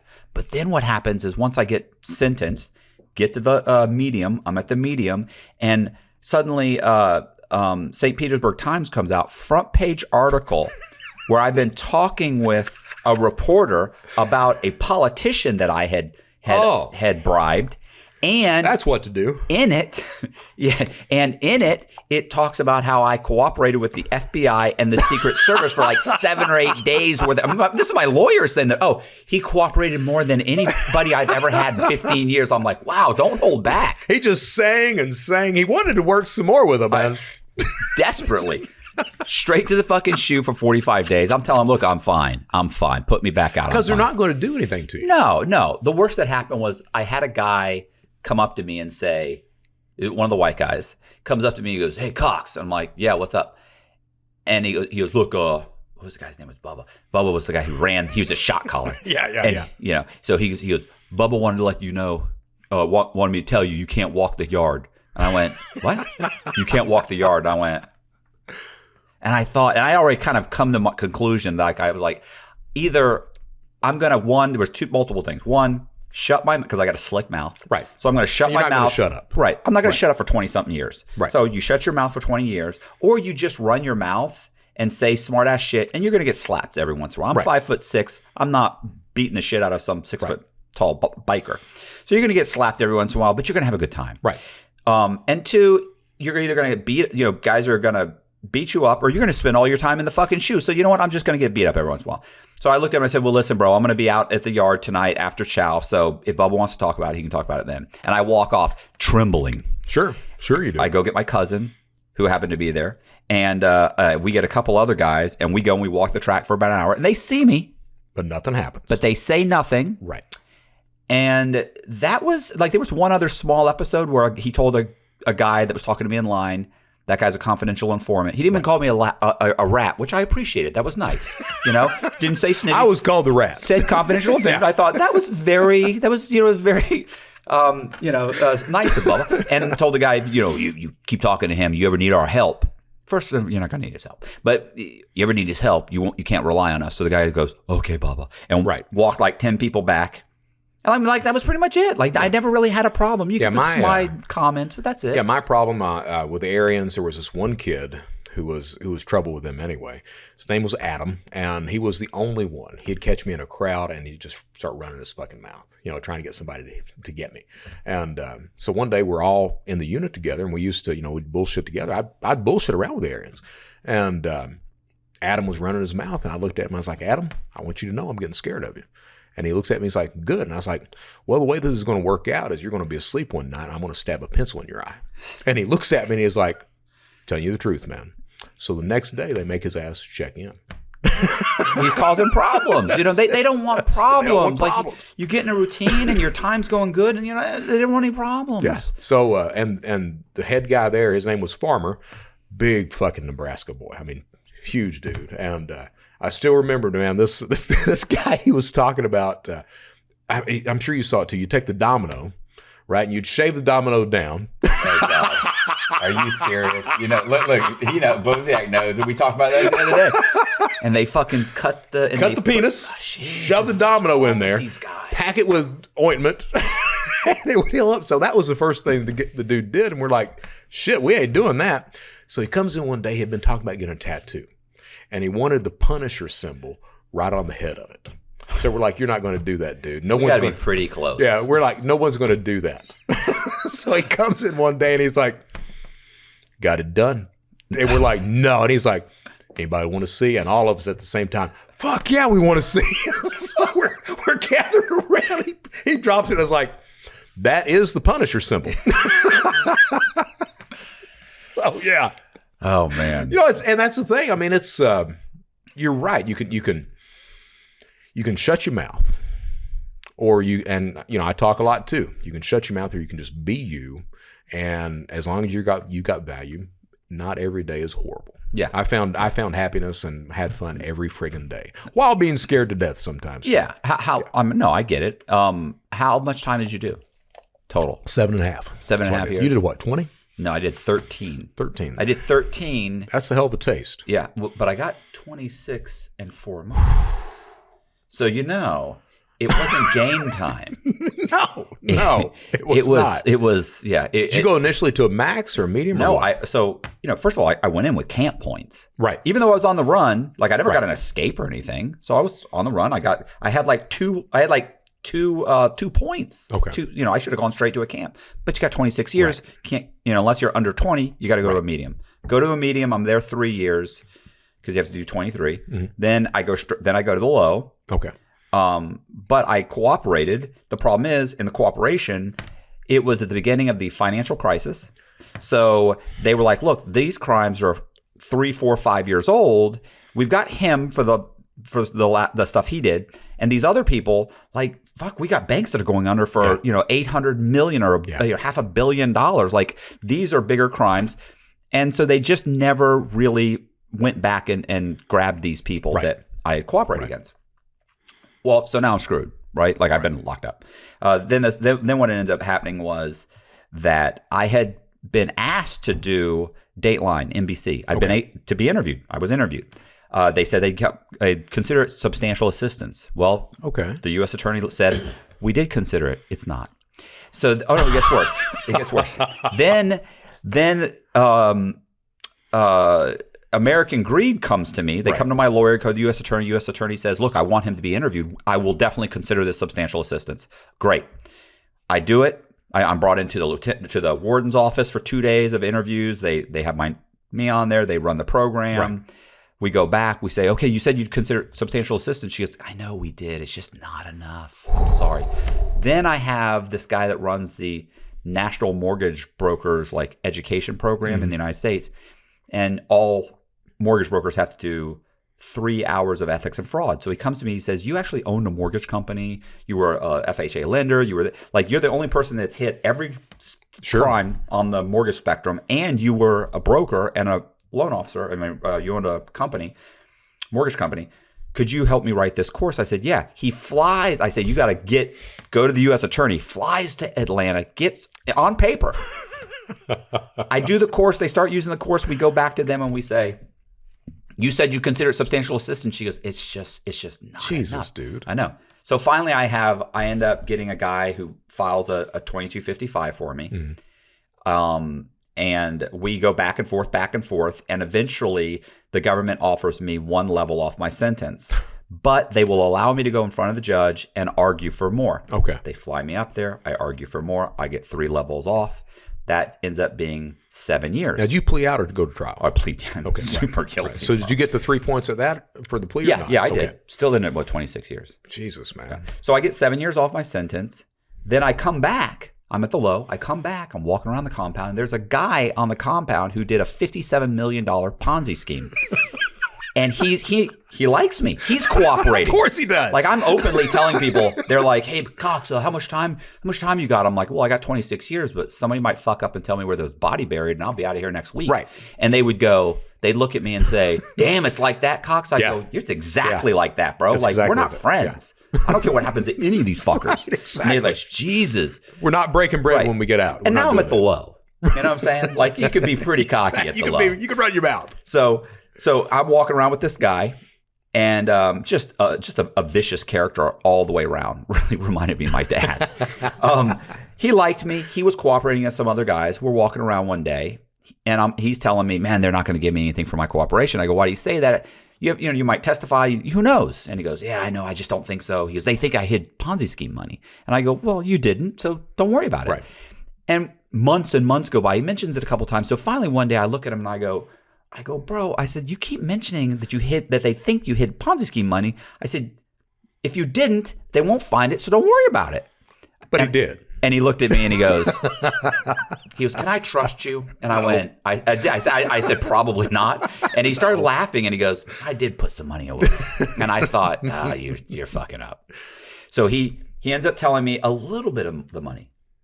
But this guy got my brother got like 30 grand. My ex-wife, or soon to be ex-wife, got like 150. I'm afraid they're going to turn it in. And I, because my ex-wife found out I was having an affair, blah, blah. My brother's just scared. They do tend to frown on that. Yeah. So what ends up happening is I don't actually say anything. I'm actually disappointed in myself because I waited months before I happened to be talking to my lawyer, and everybody's like, dang, bro, so you really struggled. No, my struggle was I didn't say anything because I thought they didn't want to give me anything the first time. Right. Why would I tell? And it's not going to be worth it. Yeah. And so it just happened. I was talking to my lawyer. She said, hey, everything going on? What's going on? I was like, nothing. And she happened to say, this is a woman who never wanted to help me. It was a weird thing. She said, anything going on in there? And I went, like, you didn't give a fuck when you were representing me. I was like, no, not really. And she goes, nothing you want to talk about? I thought it was just weird. And I went, well, you know what? There's a guy in here named Ron Wilson. And I tell her. A week later, I get called into SIS. They put me on the phone with a Secret Service agent.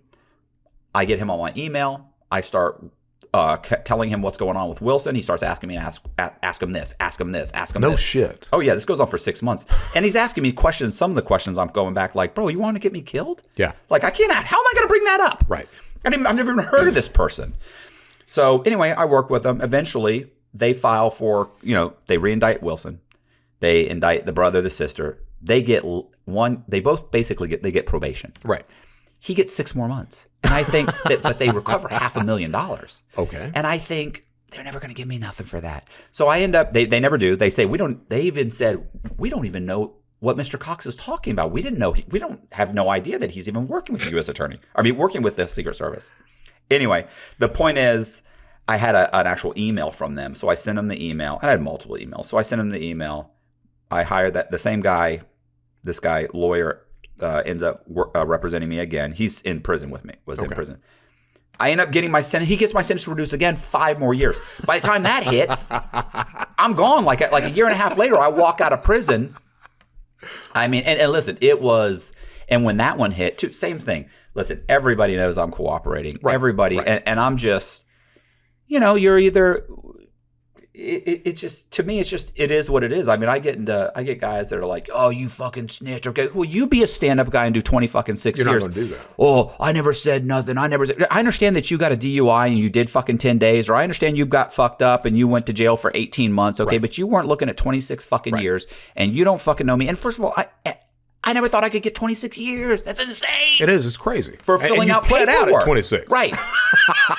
But it's the same thing. It's like, look, bro, I'm filling out paperwork. I didn't Right. break into someone's house. Right. I'm not carjacking people. Meanwhile, you got the child porn guy doing 10.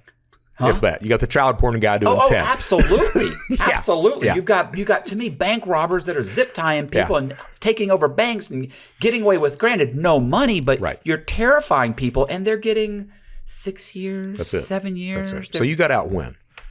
I got in July 2019. All right. So now when I got out, I was in 3 years probation. Couldn't touch a computer. Oh, wow. Yeah. Had job offers from Deloitte, from KnowBe4, payment processors. I actually had offers and wasn't allowed to take them. Got to where I was trying for fast food. Well, that cash register, that's a computer. No. Next thing was, what about a waiter's position? Computer and credit cards? Fuck no. So couldn't get a job. So what kind of trouble did you have trying to get a job? And I'll tell you what happened to me after that. I mean, my judgment commitment, says that I cannot work or consult in in finance, real estate, development, or construction for some reason. And so you can't even consult. No, I had to take for 1 year. I had to take a behavior modification class where you meet with a psychiatrist once 1 hour a week. Right. Of course, I have the financial where I have to fill out the form, but I also have to fill out paperwork every month to tell them how much money came in to come up with my restitution. I still owe like $6 million. Okay. I'm good for it. Yeah, I know you are. So have they charged that off where you're just going to take your tax returns for the rest of your life? Oh yeah, no, me too. They're going to take them forever. Yeah. But other than, obviously I have to do the piss test and I can't travel or do anything like that. Although I have traveled, I just had to get permission from the court. Okay. Had to get my passport back. Now keep in mind, 2 of my charges are passport fraud and one was fraudulent application of a passport and one is actually use of a fraudulent. So you filed one under someone else's name for renewal or something? No, I had like 24 passports. Nice. I had 24 passports. Nice. I say that. I shouldn't say that, but still, that's pretty fucking nice. Pretty good, right? 27 driver's licenses in 7 different states. So from the DMV. That was the next question because we had a contact out of Knoxville that would shoot us real Tennessee ones. Real ones. But the problem is when that guy got popped, they just pulled everyone that he had issued driver's licenses to. And I just went south from there. Just went in. Yeah, we were doing that to a degree. Find a little rural one someplace and going like that. Yeah, I would go. As long as like I get your information in South Carolina, I can go to Tennessee. Right, because they didn't have reciprocity. They don't have. They work on a hub system where they can request immediately. They can request like the data. But they can't get the photo for like 48 hours or 72 hours or something. And it's like, okay, if he gives me the ID, I'm good. And if there's a question, they just don't give you the ID. They're like, I don't know, something's not right. But it wasn't not right because I would walk in with the real SOCH, the real birth certificate, the real this, the real that. I registered to vote. I got this, I got that, The register to vote. I mean, that's right. That's one of the steps. Yeah. You got to do that. Yeah. It's good because these are all real documents. So you're sitting there like, I'm ready to argue. If you have a problem, I'm ready to argue because I know everything's good. So how'd you get 27 passports? Through the State Department. They don't ask for. Everybody always says pre 9/11 or after? Oh no, this is all after. Yeah, this is after. I remember that now. Everybody always says, they ask for your fingerprints. No, they don't.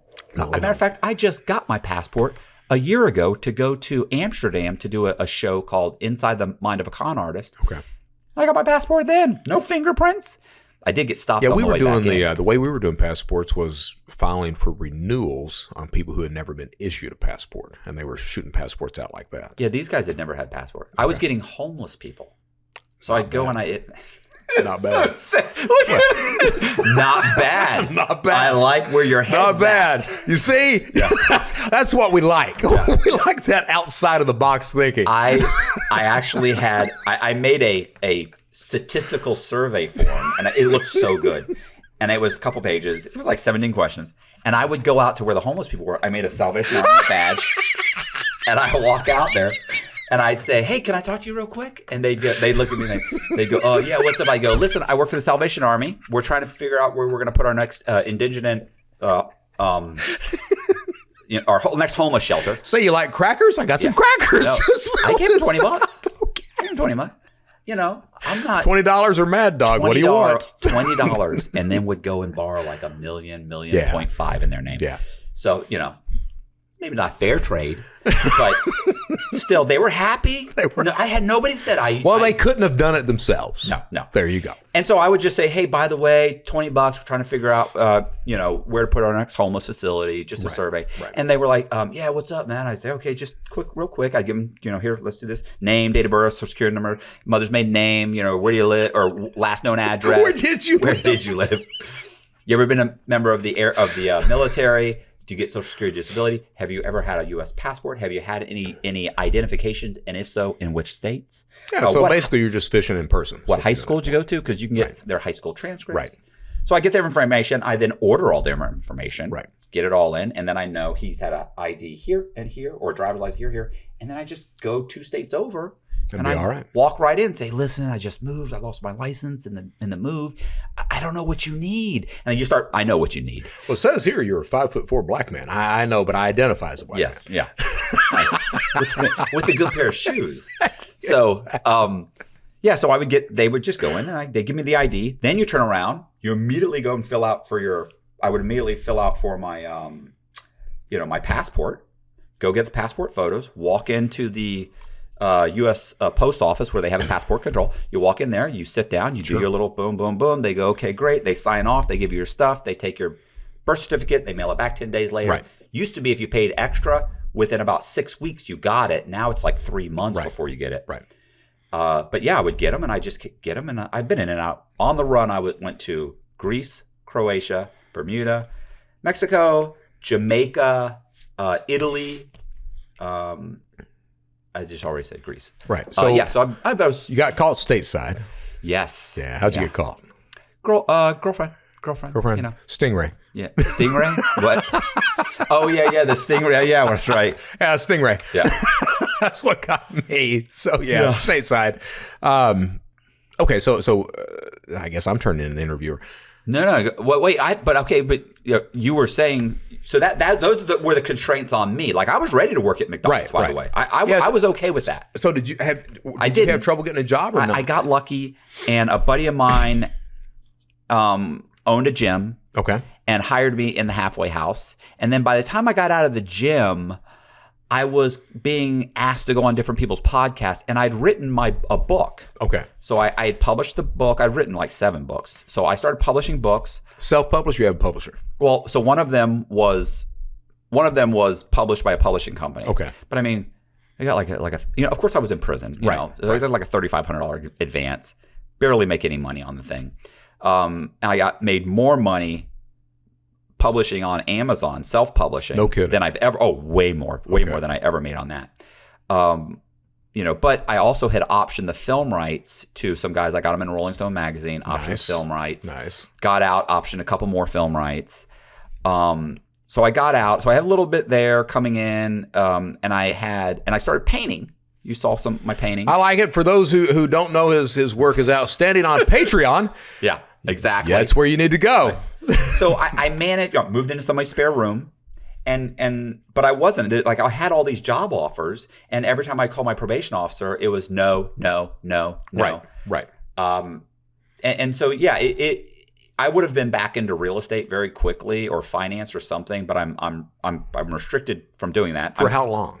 5 years. 5 years. Okay. And I can't get off probation early because I owe $6 million. Yeah, you're not going to get off that early. Right. Unless you violate, then they may kill it. Yeah. Which is what happened with me.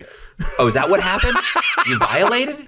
Dude, I'm out. I can't get a job. I'm out in Panama City, Florida. No money. Literally cannot get a friggin' job. No money. I'm bumming money from my dad and my sister. I've got a roommate taking care of half the rent, getting food stamps so I can friggin' eat. And, they tell you, I guess they gave you the same speech, when you get out, find something you care about and a job, and you won't recidivate. So shit, I can't get a job. What I cared about, had a little cat, and had the money to feed my cat. I didn't have the money to buy toilet paper, man. So went to the Dollar General store, bought the cat some food. On the way out, kiosk there, toilet paper, and I'm like, first crime right there. And of course, it dovetails quickly from that point. But my wife now, Michelle, so my turnarounds, my sister had disowned me. She comes back in my life after the escape. My wife, Michelle, I ended up meeting her right after those thefts like that. Move in with her because I was getting ready to get kicked out of my house. Moved in with her, finally got a job, and the only job I could get was pushing a lawnmower. That was it. 10 hours a day, $400 a week was the pay on that. Pushing a lawnmower, busting my fucking ass. How old were you? Geez, I was 42 at that point. 43 at that point. 10 hours a day pushing manual lawnmower and busting my ass. I'd come in so tired of a night, literally fall asleep, wake up the next morning, take a shower, hit it again. And I was happy doing it, though. I was doing, I was finally doing something. Yeah. And job ends, grass doesn't grow when it gets cold. I'm in North Florida. Grass isn't growing those 4 months. So job ends, and that reason I commit crime, I got to show Michelle I'm worth it. I'm like, well, I can bring food in the house, get on the dark web, get credit card details, start putting food orders in. And of course, again, it dovetails because you're like, okay, food, kids need clothes, Christmas is coming up. Shit, she could use some stuff. I get popped. Controlled delivery on a food order. Michelle had no idea what I was doing. Go back to prison. At my sentencing for that, U.S. Marshals, prosecutor, probation officer, me and Michelle. Michelle stands up. She's like, he's a better dad to my kids than their actual father is. I'm sitting there crying. Prosecutor stands up. We think he's a good guy. We think it's just a one-time thing. Probation officer, same thing. Judge, 1 year. Probation officer stands back up, says, Your Honor, if you'll give Mr. Johnson a year and a day, he can get the good time, get back to his family. Judge amends the sentence to a year and a day, so I do 10 months. They send me, I mean, it's a whole different group than I had. Lucky as fuck. So go back to Texas for 10 months and have this big awakening moment. I'm like, Michelle didn't need me for the shit I could give her. She just needed me for me. Yeah. So do my 10 months, get out. They kill probation because I violated. They kill probation at that point. I can get a job, get married to Michelle. Can't get a job, though. I'm the guy that steals everything. Yeah. So can't get a job, and I'm sitting there, trying to find work at doing anything. Can't. And I guess you may be the same way. I know what my triggers are. I know what gets me back into crime. Back then it was, I know I'll go so far before I do it again. So I looked at Michelle. I was like, let me see what I can do. Signed on to LinkedIn, reached out to this guy named Keith Milarski, FBI out of Pittsburgh. He was involved with a lot of these arrests back in those days, and I sent him a message. I was like, hey, you did a great job, no hard feelings, a lot of respect for you. I'd like to be legal. Dude responds within 2 hours, man. Takes me in under his wing, references everything else. From there, Identity Theft Council does the same thing. The CNP group, Card Not Present, they're for online credit card fraud. They hear about me, hire me to be a keynote speaker. From there, Microsoft hears about me, hires me to consult with them. And that lays enough trust in the industry where today, I've got my show, The Brett Johnson Show. I speak at Quantico. I ambassador for AARP. This year, Arcos Labs, they started this new C-level position called Chief Criminal Officer, first one on the planet. All this other stuff. I'm talking to Ridley Scott, all these people about doing the show. And I'm serious. And I want to ask you about this stuff too, but I lead a very blessed life these days. Mm-hmm. And I don't deserve it, but I'm damn grateful to have it. And the question I have, we've laughed a lot about 27 passports, shit like that. But it's we can laugh about that. But at the same time, there's been this just shift in the mentality. Yeah, I think about breaking law all the time, but I'm not going to do that. And where did that shift come with you? Good question. So, well, it's not a good question because I've had such a good interview, mm-hmm. and it's been fun and we've been laughing and then we get sober. Right. And the problem is emotionally when I start to talk about it or think about it, I tear up. When you're I cried like that. Listen, cried like a small child at my sentencing. And when I think about the person I was and the person I am, although I laugh and I love that time in my life and I love doing those things, but I think about when you went to jail. Right. The one thing you never once laid in bed and thought about was, God, I miss that nice car. God, I miss that nice house. You don't think that shit at all. All you thought about was, I miss Michelle. I miss the fucking kids. Yeah. I miss my cat. I miss, that's it. That's it. All I ever gave a shit about. You don't worry about that material stuff at all. Absolutely. And that's exactly what happened was I went to prison angry, pissed off, furious, didn't deserve this much time. Right. These piece of garbage. And I was reasonable. I was like, yeah, okay. I broke the law, but I didn't deserve this much time. Right. And even to this day, I'm like 26 years. Come on, that's a lot of time. It's a lot of time, but it's like you don't get to choose. Right. So, you're putting yourself at their mercy the moment you do that. So, and I think that I started thinking that way. Met a buddy of mine. He got like 30. He actually got 40 years. And, we started talking. And one of the things he had told me one time was, you can't go to prison and continue to think in the same manner that led you to prison and leave prison and not expect to come back. Right. And I was, and that's more than just, oh, no, but I'm not going to commit crime. He's like, it's not the crime. It was your thought process. Yeah. So, and you'll eventually commit a crime, if you keep thinking like that. So what happened is, went to prison, wrote a memoir, my memoir. Okay. And when I was writing that memoir, I ended up writing the first draft, which was horrible. Had to rewrite it, read several books about how to write. Right. And ended up writing this little tiny book, and I wish I could remember it. And the woman was like, look, you need to look into your life. One of the things you need to do is look in your life and figure out what the key moments were that helped create the person that you are today, so that it will explain to the reader, it will give the reader reasons what helped craft you. Sure. And I used to hate to complain about my childhood or anything. I don't want to say that because you meet guys that were like chained to they were locked up in the basement, or their parents beat them almost to death, or they, horrible things. Right. That it was like, I didn't have that. My dad's an alcoholic, and it's like, what am I crying about? Daddy didn't love me enough. But the truth is, I rewrote that book. And as I wrote that book and really started focusing on that, I started realizing that there were definite things that led me to be the person that committed those crimes. And then the other thing I started realizing was like, what a selfish, narcissistic prick I am. And I fight it today. I fight it to this day. Guys are like, well, if you know that about yourself, at least you can help change that. I'm like, I try. I mean, I like being an asshole sometimes. I agree. And that's the worst part is like you're trying to change someone who just loves himself. That's hard. Yeah. But one of the things is like, what really started bothering me was I took art app. Did it do any good? It did after for me. I think it did great for me. Although I had learned most of these lessons by the time I got in it. Right. But I really felt like it helped me really kind of figure out what my issues were. And I remember, I didn't notice it so much, but everybody that talked to me on the phone, I talked to my ex-wife, and 5 minutes in, she'd be like, okay, what's going on? Yep. And I'd go, what? She'd go, we've been talking for 5 minutes. You know my kids' names. You're asking how Nick is, her You're new not husband. just focusing on you. Yeah. You haven't you haven't told me what's going on with you, and I've asked twice. And I'm like, I mean, nothing. I'm here. I'm doing whatever. I was just wondering whatever happened with Ethan. I know he was sick. She's like, what's going on?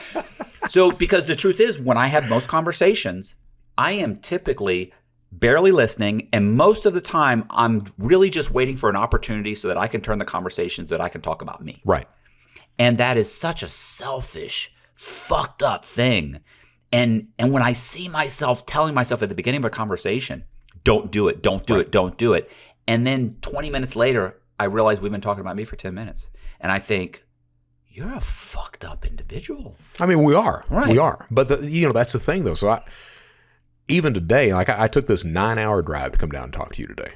And I appreciate. Which I even asked Tyler over. I was like, he's driving? First, he was driving. Secondly, because when he was saying to me, when we were talking, I was like, you're telling me Brett Johnson's going to come on my podcast. He knows I can't pay him, right? He knows I'm broke, right? Did you tell? He didn't ask for any money. No, you need to make sure. Nothing. And I was. No, and the reason why I do every podcast for free. I don't ask for cash on that because it's also a type of therapy for me. I try to find out something new about myself every single time. I wanted to talk to you because we've got that South Carolina relationship. You had that U.S. Most Wanted thing too. So I was like, this will be a good conversation. I wanted to ask you that question that I just asked you. I took a 9-hour drive, and I do these long ass drives because I used to walk this track when I was in prison, and I would think every single day about my life, the people I'd fucked over, everything else. And on these drives, I get to do that again. Yeah. I get to consider everything, work through these issues, everything. It's not surprising to me what you were talking about. Writing, that's that therapy again, where if you're truthful, which, like I said, the first time I wasn't. Right. I wasn't, and that was a problem. But if you are, I mean, you really sit there and you examine yourself, and you get these answers that sometimes you don't want, but by God, they're there, and you can't deny them what's around. And you know what's funny too, because anybody watching this is watching, like I've probably said this 1,000 times, is that, had millions, all the money I needed in the world before prison. I'm on Xan. I'm not. I've got a prescription for Xanax, Paxil. I'm miserable. I'm unhappy. I got a girlfriend and my girlfriend's got a girlfriend. I've got tons of money. I got great vehicles. I'm traveling nonstop. I'm living great. I'm not concerned about being on the run. And even prior to that, when I wasn't on the run, I was just committing crime. I was just miserable, unhappy. And then I get out of prison with nothing. And I used to love to tell people that I wanted. They were like, "What are you going to do when you get out?" I'm like, "I'm working at McDonald's." And they were like, "Why?" I was like, because I want to work at McDonald's. I want to live in someone's spare room. I want to start at the bottom, because I was so much happier in prison and so much happier getting out of prison than I ever was prior to that, having everything I ever fucking wanted. Because to me, it's like, I'm so, like, it is. It's the whole, I hate the term, I'm blessed, but I am blessed. I'm thrilled. I'm happy. I have people around me that like me because they want to be around me, not because I'm going to make them $300,000 next month, or they're getting $50,000 here or $100,000 here, or they're just hanging out with me to fucking hang out with me. Yeah. Like, because when you get arrested, you find out that those friends ain't. Oh no! The more money I made for people, the quicker they hung up the phone if they picked it up at all. The people that I never made any money for showed up and came to see me, would come visit me, would look stuff up for me, send me books. It was such a reality fucking check for me to go to prison. With me, and I'm really no different on that. It's if I would have gotten out and immediately went into the speaking, the consulting, the bullshit I do today, I wouldn't have appreciated any of it. But I didn't do that. It took me years to build up the trust in that industry, and applying this 16 18 hours a day of bam bam bam. You mentioned before, you wake up, you work 80 hours a week. I work 80 hours a week. I wake up working, I go to sleep working. And it's that the ability to build yourself up from nothing to that success in a legal way screams it's just, by God, yes. At that point, I've done it. I did it without doing anything wrong, and it's me. And you were a criminal. I was too. But to show that we're able to succeed in a legal lifestyle as well talks about the character of the person. And I'm giving myself credit too, but you too, man. It's really, there aren't many people out there able to do that. You think of everybody that comes out of prison, at least, under 40, you're at an 87% recidivism rate right now. Most of those guys are going to go back. They don't have a support group. They don't have the ability to turn their lives around. And it's just this circular thing. And you're right. We're very blessed that we've been able to do that we've got that support group, people that help us. And what else can you say than that? Yeah. It's funny, the support group thing, because I used to, I can't mess up. It's like, if you had a support group, I think it would almost be detrimental to me, because I'm like, I had nothing. I can't, you understand? I cannot screw up. I cannot. And listen, it was so bad. I think I told Boziak this the other day. Was somebody, I was at work and somebody said, I was saving every penny I had. Somebody goes, "Hey, Matt, I'm going to, where are they going? Whatever, sandwich shop. We're going to the sandwich shop. You want me to get you something?" And I went, "No, I'm good. I got a bag lunch from the halfway house." Okay, right. Peanut butter and jelly or mac or whatever it was, bologna. And I said, "No, I got a bag lunch." And her name was Leanne. And Leanne goes, she said, Matt, she goes, come on, you eat that every day. She goes, Get a sandwich from Jimmy John's. You get a sandwich from Jimmy John's." And I went, No. I said, "I'm good." She goes, "Come on." And I went, I said, honestly, I don't have any money. I don't have money to do that. And she looked at me and she goes, "It's fine. I'll get it for you." And I went, Okay, listen, Leanne, you're not understanding. Let me be perfectly clear. She was there. My boss is there. Another employee is there. And I said, if out of the goodness of your heart you want to buy me a sandwich, I said, that's fine. I'll take it. I said, but if you're expecting some kind of a reciprocation from me, I said, like 2 days from now, I'll give you the money back, or next week, I'm going to buy you a sandwich. I said, I am not in a position to buy you a sandwich. I will not be in a position to buy you a sandwich for years, possibly, at the rate I'm going. And I said, At the rate I'm going. I said, so if you want to give me a sandwich, that's great. I will take it. If not, I have a bag of lunch. Thank you. And she looked at me and she went, kind of looked around at everybody and she goes, I'm going to get you a sandwich. And I was like, I was that like I bought $300 worth of clothes from Walmart in the halfway house. I still have blue jeans that I'm wearing to this day. And I can afford better something. But it's just like the materialistic stuff just dropped down to nothing for me. Like, I don't want it. Everything I buy is from Ross or Marshall's. Or that's it. Like, I don't think I physically would be able to pay like $150 for a shirt now. And back then I was paying $300-400 for blue jeans. It's like, blue jeans, they sell them at Walmart for $29. Are you serious? What was your brand back then you're paying $300 for? Oh, they were Diesel. Diesel. I don't even know if they're still out. Like, I know nothing about clothes now. I barely knew it then. But the girl I was with, she's like, oh, these are Diesel. You have to get Diesel. Yeah, my stripper fiance, she liked 7s. So that's what I remember. She tells me, I'd never done anything like that. You know, I was paying like $80 for Lucky's back then. And she looks at me one day, I need some jeans. I'm like, where do you want to go? Saks? And I'm like, so we walk into Saks and she goes over to this counter and I'm looking at shirts. I'm like, shit, that's $200-300 for a shirt. I'm not going to buy that bullshit. So I look over at her and she's at the jean section. She's just taking one pair after another. It's bam, bam, bam, bam. I'm like, holy fuck. So I walk over and I'm like, how much are those? Oh, they're $230 a pair. And I'm like, how many pair you got? And that was it, man. Yeah. I'm like, shit. They're expensive. They're expensive. Yeah. They're expensive. Strippers, I mean. Yeah, they're expensive. Yeah, the jeans are expensive too. Yeah, they're expensive. They have high tastes. She was, from what I understand, she was able to turn her life around. So I'm thankful about that. But I mean, Jesus Christ.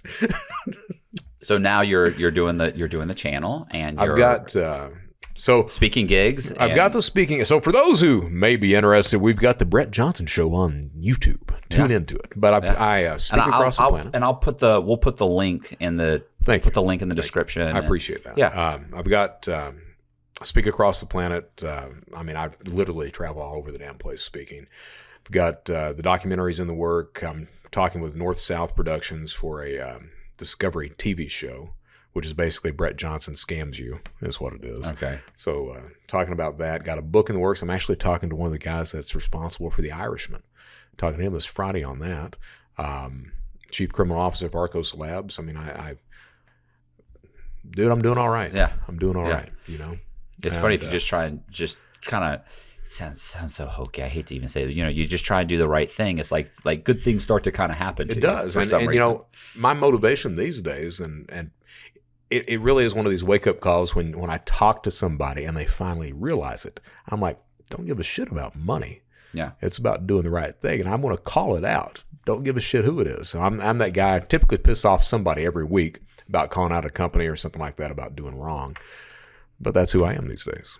Are you interviewing people on your channel, like Not yet. I've had so Justin Pierce. I've had him on there twice. He's this kid out of Arkansas. He's a good kid. He's one of these guys that needs some mentorship, you know. Yeah. So I'm trying to make sure that he's going to be all right.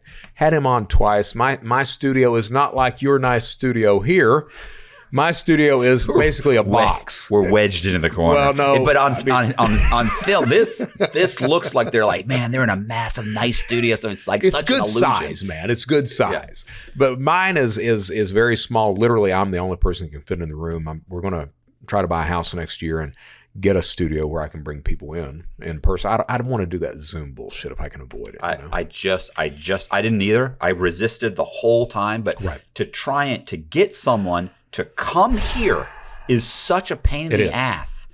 And that's why, luckily, like I'm here, he's here. You know, like we've got like 3 channels here. So usually, if somebody gets here, we just milk everything we can. Yeah, you should. Absolutely, you should. I mean, well, Tyler, he was like, do you want to do it on Zoom? I was like, no, I'll do it in person. when he told me that, because I just assumed Zoom for sure. I was like, okay, so he wants to do a Zoom, and he's like, no, he's coming there. I was like, he said he would be there. Did you tell him I can't pay him?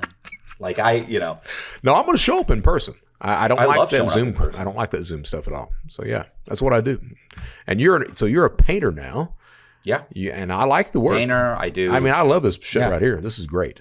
I really do. I mean, yeah, these are like modified screen prints, but they're all different. Everything I do is different. They're all unique. But I also just do regular painting. Yeah, I like the what are they? What are the prisoner pictures that you're taking? The criminal pictures that you're painting? The criminal ones? Yeah, are those the Patreon that we saw coming in that you showed? Oh, yeah. That's my Patreon. So who are they? Oh, they're all con men. It's like Charles Ponzi. It's like it's a Frank Abagnale. Okay. I've only been doing it for like 4 months. I like it. It's nice, man. Well, I got guys that have them on the wall. So think about it. If they keep paying, then like by the end of the year, they've got 12 or so. Yeah. They got a whole wall filled up. Yeah. So it's fun. That's it's good. Cool. That's good. I thought it was a good, and it's working. Yeah, well, I mentioned to John earlier. I'm a firm believer that one of the main reasons that we commit crime is so we can have that fuck you money. Yeah. That nobody's going to tell us what to do. We're able to tell somebody get fucked at the end of the day. Right. And even today, I'm still looking for that. Yeah. Like I said, I figure it will happen eventually. And the truth is, if it doesn't happen, like I'm okay. Like I'm good here. Before you leave, I got to give you everybody calls him John, and because for the men I'm in prison, it's Boziak. You know, everybody. So I mean, I got to give you his book. Like I wish I'd given you his. I wish I'd sent his book to you beforehand. But well, we'll talk to him and bullshit around with him. Yeah, I know. Like the whole time you've been talking, it's like I'm seeing all the the how you were communicating. The first time ICQ, is that what it's called? Yeah. First time I'd ever heard about that was when he explained it. You were explaining the tracks, he had explained that to me. Like all that's in his book. Okay. He broke it because he started as a Carter. Right. You know, these days you've got Telegram, you've got Wicker, you got all these other channels that are pretty damn impressive. Yeah. You know, so yeah. Well, let's wrap it up so you can. All right, let's go over there. So Matt, I appreciate it. Yeah. We're good. Okay. Hey, I appreciate you guys. You like the hey? Hey, I appreciate you guys checking this out or checking out the interview. Do me a favor, if you like the interview, share the video, hit the like button, hit the bell so you get notified of videos just like this. Leave me a comment, and I will try and respond to all of the comments.